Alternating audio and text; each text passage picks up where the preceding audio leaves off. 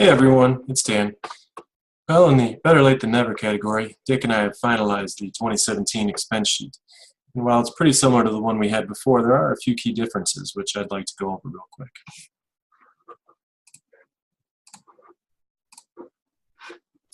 So if you just take a quick look at it, it looks pretty similar. We start with the names, which we have in a drop-down, and then you enter the date you submitted. I'm going to choose today, which is April 6th. It also happens to be the day Benjamin turns 8 months old. You'll notice under my name, there's something that says file name. It says expense 2017-46 DNB0. So this is exactly how we want the file to be titled. And so Dick created something or included something that generates that for us in exactly the right format. So it saves us time and energy and having to look back to see what it was. So I say, thank you, Dick. I appreciate that. So the billable hours, which is pretty much all we submit, it's not that you get paid extra for this. This is simply as a cue to me to build a client. So let's say on April 2nd, you were working on a big stone therapy project, and you did a one-day skills event, and it included Beth, Roy, and Clark. And it was one-day skills, so we billed them $2,500. Now again, this is more a cue for me to help me remember to build that invoice. It's also easier to come back and see, and if we're all working on the same page, it just helps us out. If we come down one more section here, we see expenses paid with personal funds. This is pretty much exactly how it was on the last sheet, except you'll see there are fewer categories. We don't have the category as far as what type of expense it was, because I'd like you to explain that in the notes section. I don't need a paragraph or a novel, but I need anyone that were to look at it to be able to know exactly what it was. Is it a car rental for the Boston cert? Is it a flight to Florida? Is it a hotel in Las Vegas? Whatever the case is, just put that in the notes section. The agency and client section also does not have a drop-down menu. And that's simply because last year when we created it, we had about 6 or 7 clients that we worked with pretty regularly, and that was about it. Well, now, thanks to the speaking events, the skills days, and everything else, we have a lot of things going for a lot of different groups. So I just would ask you to type it in there. So on April 2nd, for Big Stone Therapies, you had dinner for trainers, Beth, Roy, and Clark. Can you tell which flights I just purchased recently, so what's on my mind? And yes, we are going to bill that to the client. Oops. Except Clark's not billable, so I know that's not real, but I'm still going to change it because that's just who I am. And it cost $34.65. This is just a way, again, to cue us so that we all know what's going on here. This is other than deleting a few of the items here. It's pretty much the same, and we would just ask that you do it. And then also I'd ask that you put the receipts in the same order that they're listed on here. I don't want to have to go to page 7 of the PDF to find the first receipt.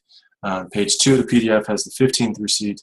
That sort of thing. Just keep things kind of going here. Now, the expenses paid with the company card is exactly the same as it was ahead. For the personal funds, obviously, just put it on the card instead. Then we have the mileage. One of the perks of working for PAC is the fact that we get to work from home. We don't have a commute. So because of that, we don't start paying out mileage until it's 90 miles round trip or more. Obviously, if it's for a client, it can be different. But at the same time, we don't want to nickel and dime them. If it's a 10-minute drive, we can probably take that. So also on January 1st, the IRS changed the mileage rates. It's now 53.5 cents per mile. That covers time, gas, and depreciation on the car. So that number has already been put in. So for instance, if I were to put 100 miles, you would see it comes out to $53.50. You'll also see down here that there is a summary, so total expenses and total to be reimbursed. These numbers will not always be the same. If, for instance, I were to put, say, $50 up here in the company card section, this number changes, but this number doesn't, because, well, we're not going to send you money for the company card, but I need to know how much you spend this month on behalf of PAC. And if we go to the next tab here on training, some of our salaried employees are going to be doing recertifications. So for your recertifications, you tell me the date that you did it, the name of the candidate. Then we actually have a drop-down menu. Now, we don't get to charge for any of these events, the certification events going in 2017. But if you come all the way to the bottom, you'll see recertification. And then you'll see a fee of $25. Now, that's because Amanda and Teepa allowed our salaried employees to get $25 incentives or bonuses if they hit certain requirements on the recertification as verified by Tracy. And so that's there. As we come back to the main page, the expenses page here, we'll see both the summary and the summary for me and the summary for the employee went up by $25. Now this is the important part, because this is the amount that's going to be sent to you. As we scroll back up, you'll see that the file name has also been updated to include the amount to you. So again, something that Dick put in to make things easier is the fact that you don't have to adjust this. You'll also notice that there's a save button right here.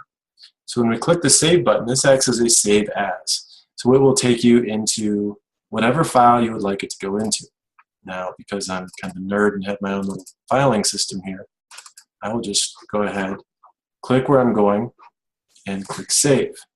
Now when you send in your expense sheet, I would ask that you use this exact same file name as the subject line of the email. It makes life easier for both me and for Dick.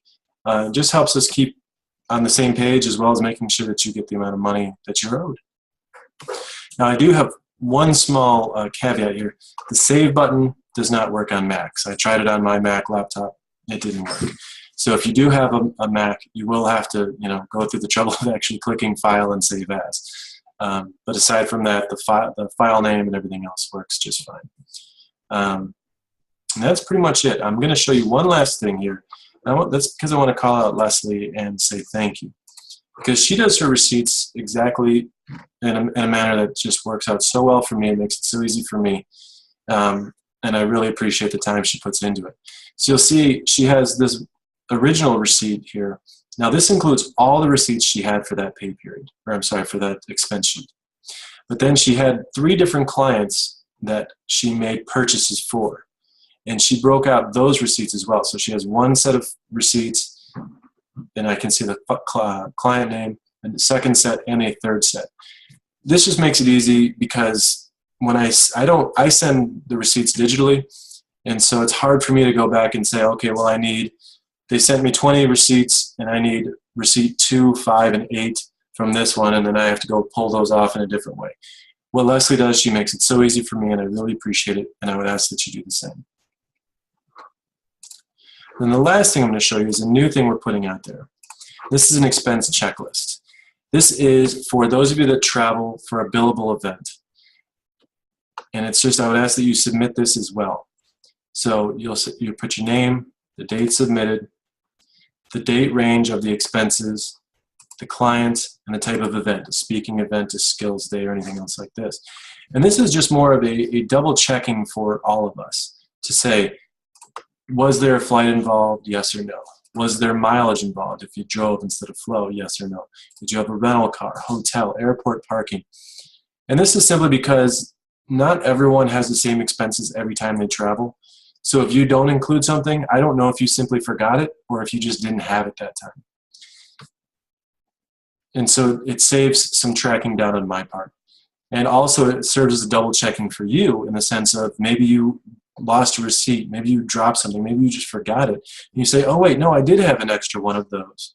And it's a reminder for you to do it, because let's say you turn in your expenses, I send out the invoice, and then a month later we realize, or 2 months later, oh wait, there was this $30 charge or $100 charge or whatever that we forgot to bill them. Well, at that point it's too late. We can't go back and ask them to pay for it, and so now we have to eat it. So if you could send this in as well. And then one last reminder is that PAC doesn't pay for alcohol, nor do we bill our clients for alcohol. If you want to have a glass of wine or a beer after a long day of training or speaking, that's understandable. Just know that that's got to be on you. We're not going to pay for it, nor are we going to ask our clients to pay for it. But that's about everything. If you have any questions, please reach out to me. I don't expect everything to be perfect, as everything, this is kind of new in many ways. So just reach out to me with any questions, and we'll work on it together. All right, everybody. Have a great day. Thanks for taking the time to watch this. Bye.